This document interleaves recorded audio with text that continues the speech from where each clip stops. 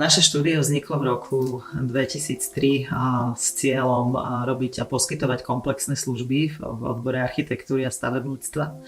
Ale v zákrátky čas sme tomu pridali aj nejaké ďalšie aktivity, ktoré súviseli vlastne s tým, že sme sa začali zaoberať konverziami industriálnych stavieb.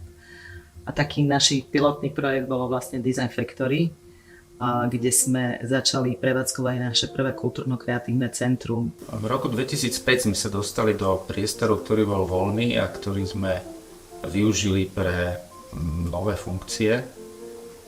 Snažili sme sa ho oživiť nielen tým, že tam prídeme ako s našou firmou a s našimi ľuďmi, aby sme tvorili, ale zároveň sme tie priestory boli väčšie a tým pádom sme ich využili pre podporu umenia, architektúry a dizajnu. Takže sme začali organizovať výstavy, prijali sme kurátorov a začali sme vlastne činnosť kreatívneho centra Design Factory občianske združenie. Neskôr, v roku 2012, sme otvorili ďalší industriálny priestor pre verejnosť rovnako a to je už teraz pomerne známa Refinery Gallery vo Vlčom Hrdle, ktorá sa venuje prioritne organizovaním spoločenských a kultúrnych podujatí.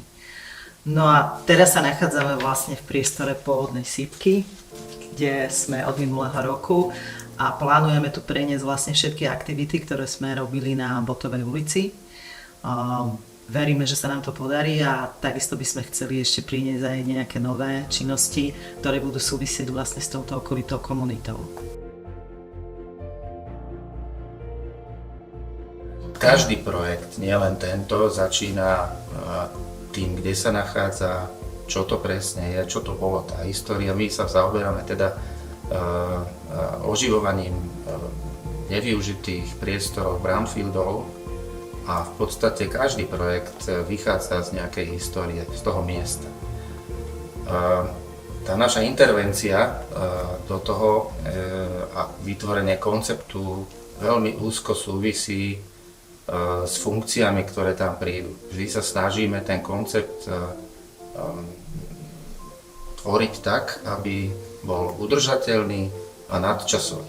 To sú také dve slovíčka, ktoré v praxi znamenajú asi to, že ten priestor má potom to genius loci tej histórie, nejakú stopu historickú a tá intervencia modernými prvkami, ktoré sú doplnené, tie skutočne sú nejako vyvážené, nebojujú s tým, čo tam bolo, ale s pokorou tam vstúpite a jednoducho dotvoríte ten priestor a vytvoríte niečo, čo má atmosféru.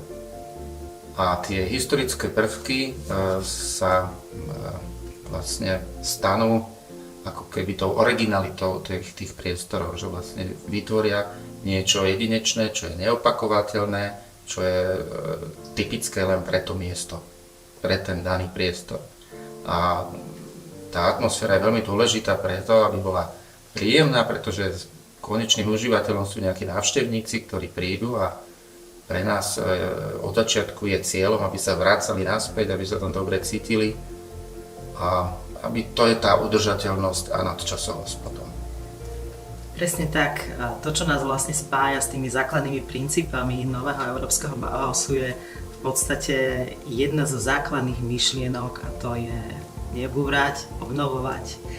A okrem toho, tým, že vlastne v každom našom priestore industriálnom je nejaký pomer priestorov, ktoré sú venované verejnosti, tak v podstate aj k tej tvorbe toho priestoru a prežitiu toho priestoru vždy pristupuje aj komunita, ktorá ho nejakým spôsobom transformuje v čase a tým už tou svojou vlastnou existenciou v ňom a tými aktivitami, ktoré tam vlastne sa dejú, tak tá architektúra pokračuje vlastne v tej prevádzke. Takže myslíme si, že to je veľmi dôležité nechať takýto odkaz, aby sa v budúcnosti všetci majitelia takých opustených budov ešte predtým, ako sa rozhodnú ju zbúrať, najprv zastavili a zamysleli sa, aké hodnoty a akú matériu majú k dispozícii. Aby sa najprv snažili nájsť práve tie plusy, vyhodnotiť to a potom sa teda rozhodnúť, ako s tým naložiť. A dnes už prax ukazuje, že pokiaľ ten priestor zachováme, tak tie architektonické kvality sú častokrát oveľa vyššie ako pri novostavbách. Je to tak.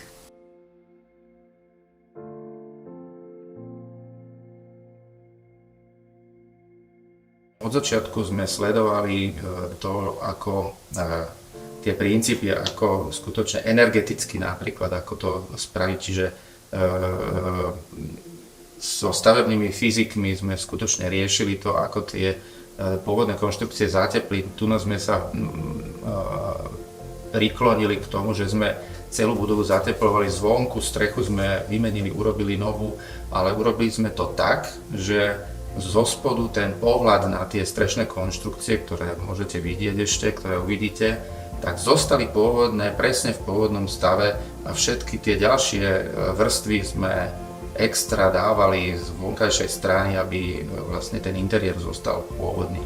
Takže nebola to jednoduchá vec, zvolili sme si ťažšiu cestu, ale ten výsledok je perfektný a okrem toho, že sme tu zachovávali všetko, čo sa dá a že sme použili tie materiály, tak myslím, že toto je to, čo je vidieť napríklad. A túto metódu vlastne používame pri každej obnove industriálnych priestorov, že v podstate sa snažíme zachovať tú atmosféru a tomu jednoznačne prispieva aj to, že tie konštrukcie buď obnažíme, alebo ich teda priznáme v tej svojej pôvodnej podobe. Nesnažíme sa robiť nejaké také zakrývacie manévre. A to, čím to doplňame, tak to, ako už vlastne Martin povedal, je to v takom určitom rešpekte vlastne tej pôvodnej konštrukcii. Čiže maximálne využívame pôvodné konštrukcie. To, čo považujeme za hodnotné, niekedy by sme povedali až taký umelecký industriálny detail, tak to povýšime.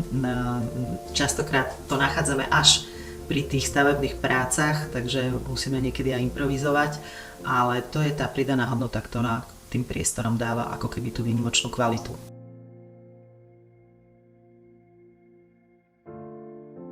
My sa pohybujeme napomedzi tých pamiatkovo chránených objektov a teda nechránených objektov, ale chceme povedať, že vždy pri obnove sa k tomu pôvodnému objektu správame, ako keby bol pamiatkovo chránený. Čiže častokrát si prizývame na spoluprácu odborníkov z tejto oblasti. Potom je to už potom štandardne, ako keď sa robí projekt, tak jednotlivých odborných profesistov. Máme svoj tím, ktorý už je aj zameraný vlastne na takýto typ stavieb a vždy je to od prípadu, podľa toho, aký daný problém teda riešime. V poslednej dobe samozrejme musíme čoraz častejšie spolupracovať s odborníkmi z oblasti energetiky. Hej, to je výzva, ktorá podľa mňa už ako keby platí pre každý typ projektu. A hľadáme určité kompromisy, ako zachrániť ten pôvodný výraz objektu, ale zároveň vyhovieť aj súčasným normám. A to je pri každej pamiatke asi veľká výzva, aby sa toto podarilo nejako sklbiť.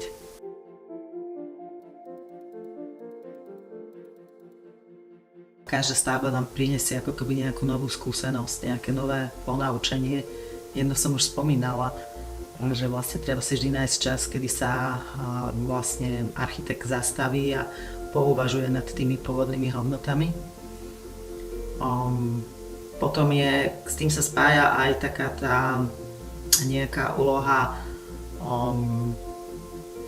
vysvetľovať a vzdelávať aj vlastne investora, vzdelávať aj to okolie, aj tú verejnosť, prečo to tak je.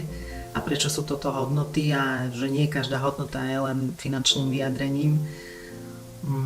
Potom, čo podľa mňa je takou našou asi veľkou skúsenosťou, je to, že tú stavbu treba hodnotiť nie v čase krátkom, teda počas investovania po dobu kolaudácie, ale tú stavbu treba hodnotiť oveľa na dlhšom časovom úseku, kedy sa ukážu tie kvality. Je to rozdiel toho chápania, ako to bolo doteraz a s tým vlastne súvisí aj tá udržateľnosť.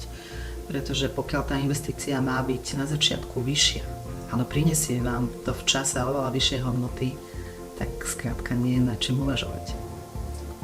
si krásne povedala. Ja poviem ešte jednu takú praktickú vec, ak máme vyučovať mladších alebo tých, ktorí prídu, tá naša skúsenosť je stáť si za tým svojím návrhom, lebo na mnohých stavbách v realizačnej fáze sa množstvo vecí vymieňa za lacnejšie a tak ďalej, hľadajú sa iné riešenia. Stáť si za tým riešením, aj dokonca v tých svojich ideách a myšlienkách a v tých detailoch.